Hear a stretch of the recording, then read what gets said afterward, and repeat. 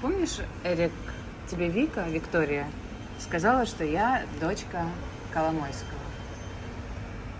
Так вот, это называется встраивание легенды через свиту.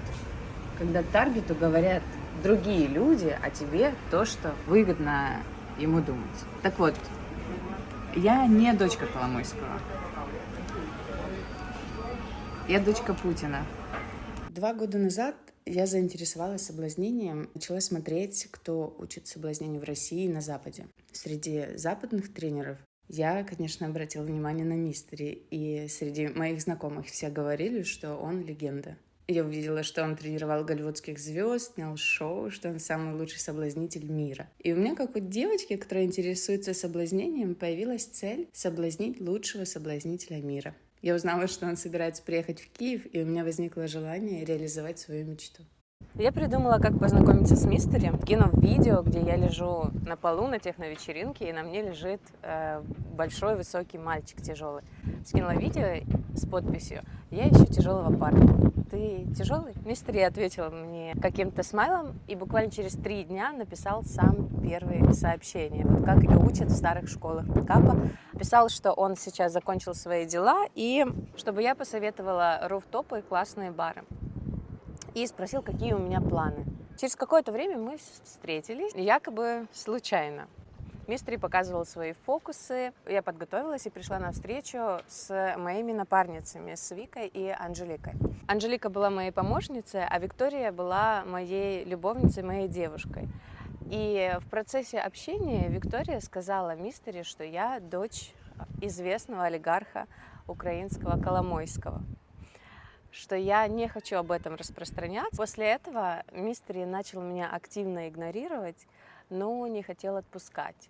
Так мы поняли, что легенда сработала.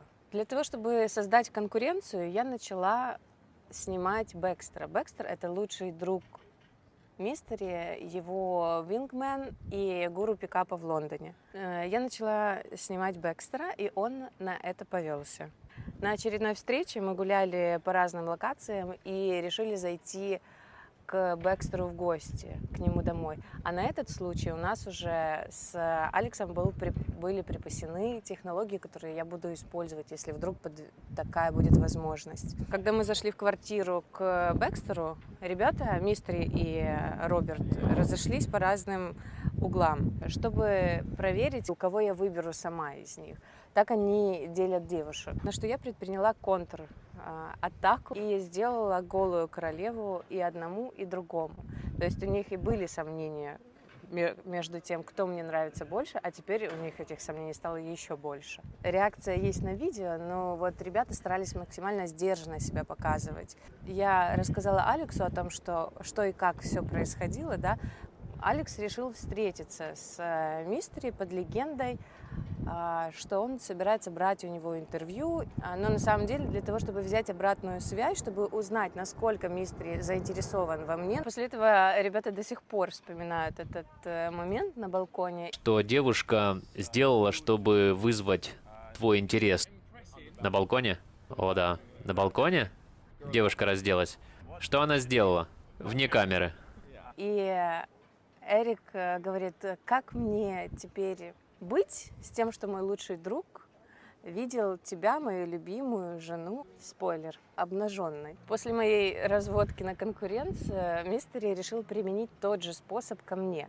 И в один из вечеров он все время зажимал другую девушку и демонстративно ее поцеловал у меня на глазах. Также еще Мистери пытался клеить Вику, чтобы усилить свою значимость, свою конкуренцию, борьбу за себя. Да, я сделала фишку, которая называется «Моя девочка». Я ее забрала и говорю, это моя девочка, не трогай ее. Мы поменяли стратегию, вели себя более так агрессивно, на что Мистери сильно так разозлился, такой гневный был. И потом, когда он уже ушел, начал писать гаденькие такие смски, что вы не умеете себя вести. В общем, начал учить нас жизни. И так мы поняли, что эта фишка сработала. Мистери молчал долгое время. Время шло. Нужно было что-то делать. Алекс встретился с Мистери еще раз под легендой интервью и скинул локацию о том, где будет это происходить. И имея эту локацию, мы с Викторией уже пришли туда целенаправленно под видом, что мы снова случайно здесь мимо проходили, увидели. Я говорю: о, Эрик, ты здесь, надо же, какая встреча. Мы начали общаться, и буквально через какое-то время пришел Алекс с ребятами, начал общаться с Мистери, и Мистери представил нас как своих девчонок. Я встретил жен Мистери. This is two wives of Mystery.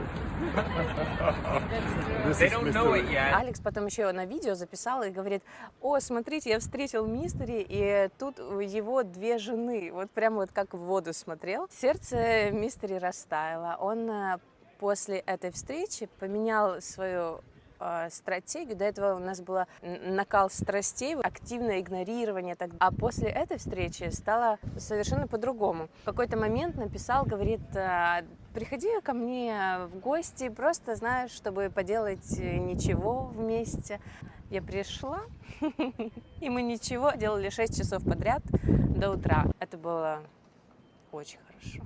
И вы можете увидеть вот сейчас на этом видео наши счастливые, уставшие глаза, где мы не спали больше суток уже, наверное. После этого я рассказываю Алексу обратную связь, и он решает встретиться с Мистери, чтобы узнать, насколько я ему действительно нравлюсь. Под легендой записи интервью они снимали несколько дней. Он встречается с Мистери снова и задает много наводящих вопросов.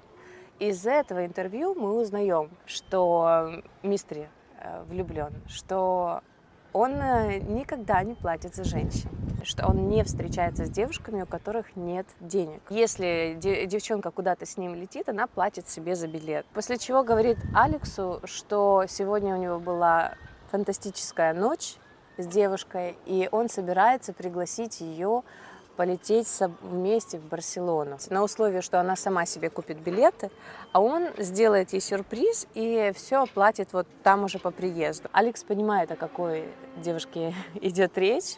В это время у меня совершенно нет ни планов, ни денег ехать в Барселону. Но Алекс говорит, что бы ни произошло, говорит: да, мы по ходу все разрулим. Вечером Алекс снова встречался с Мистери. Я тоже обещала прийти к нему на свидание. У нас уже были трогательные, нежные отношения друг к другу. Мы договорились встретиться в 7 часов вечера.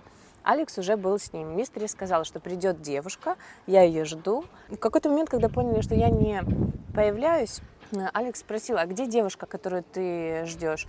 Мистери сказал, что да, неважно, вообще найду новую, какая разница. А после этого писал мне, что где ты, где ты? Вот мы поменяли локацию, мы сейчас уже в другом месте, ну вот ты придешь. Ну, я пришла, а это было где-то 3 часа ночи. Я пришла внезапно, без предупреждения, к нему домой сразу же. Это был такой прекрасный вечер, он показывал мне свои трюки, магию, очень рад был меня видеть. И в какой-то момент говорит: какое у тебя есть желание по поводу меня? А у меня есть желание по поводу тебя, чтобы ты была со мной в Барселоне. Единственный момент, что тебе нужно будет оплатить билеты. Ты согласна? Я говорю: да. Когда мы летим?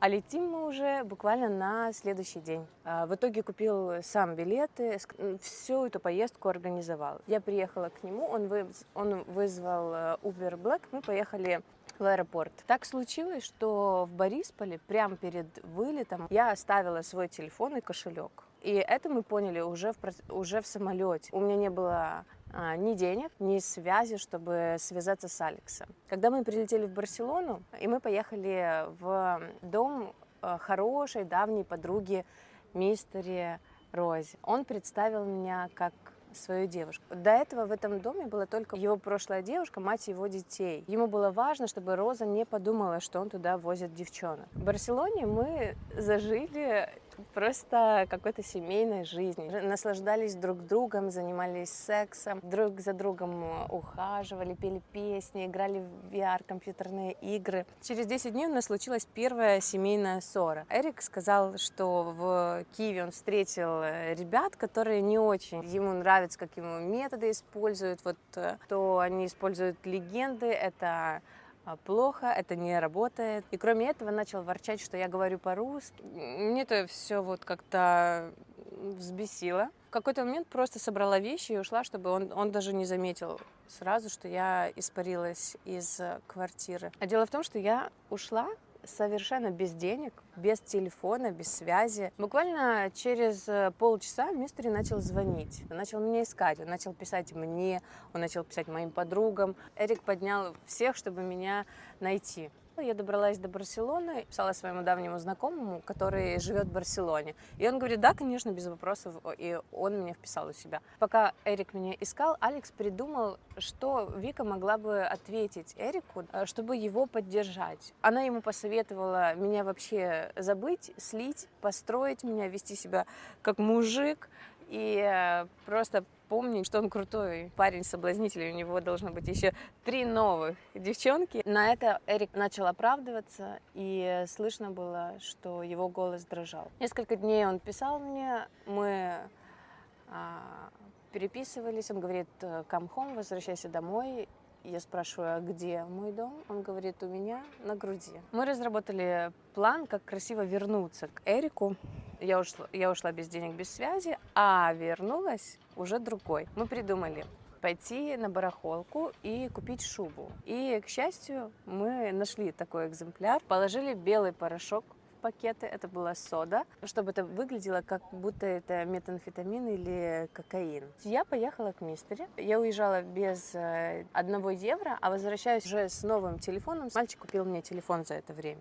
С новой одеждой, новое платье, шуба. Он был очень рад меня видеть в этой встрече.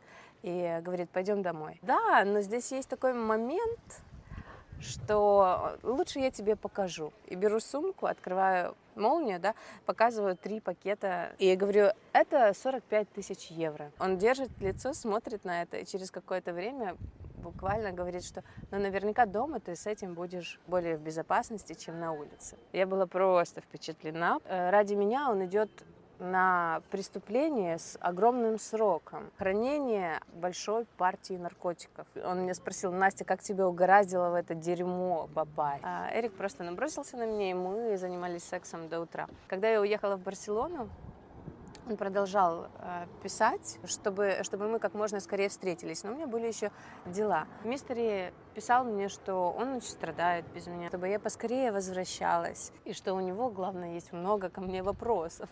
Где я была все это время? Сейчас я вам представляю женщин Барселоны. 10 лет работают на Ла-Рамбра с проститутками. Скажите, сколько стоит минет? На мой 50 рублей.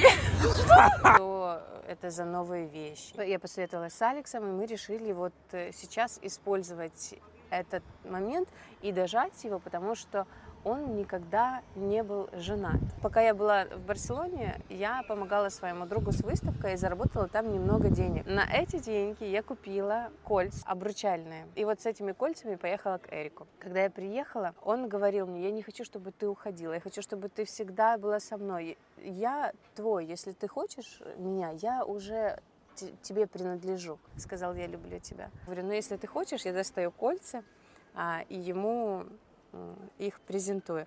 Он говорю, скажи да. Он говорит, я говорю тебе да. И говорит, ну ты crazy. Берет, надевает это кольцо мне, себе, и мы с тех пор вот просто их не снимаем. Теперь я понимаю, что мне нужно рассказать такие ему правду. И для этого мне нужно поехать на Тенерифе, где Алекс находится. Когда я прилетела на Тенерифе, Эрик начал меня снова искать, потому что я пропала, я не пришла домой ночевать.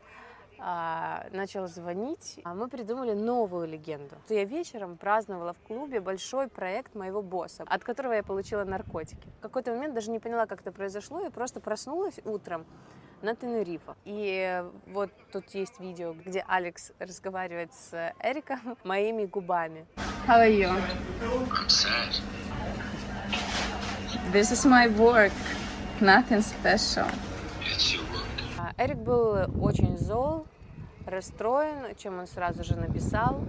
После этого звонка он заблокировал меня. Сейчас мы записываем это интервью, признание вскрытия игры для Эрика, которую я прямо в этот момент показываю Эрику. Теперь, как ты этого и хотел, ты знаешь всю правду.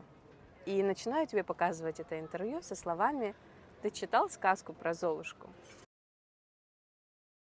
Будет очень злиться, потому что он прямым текстом говорит, что легенды не работают, что их нельзя использовать, а сам влюбился в девочку-миллиардера. Даже если потом он влюбился в другие качества, но для привлечения внимания эта легенда была максимально эффективной, как мы можем наблюдать. Мы секс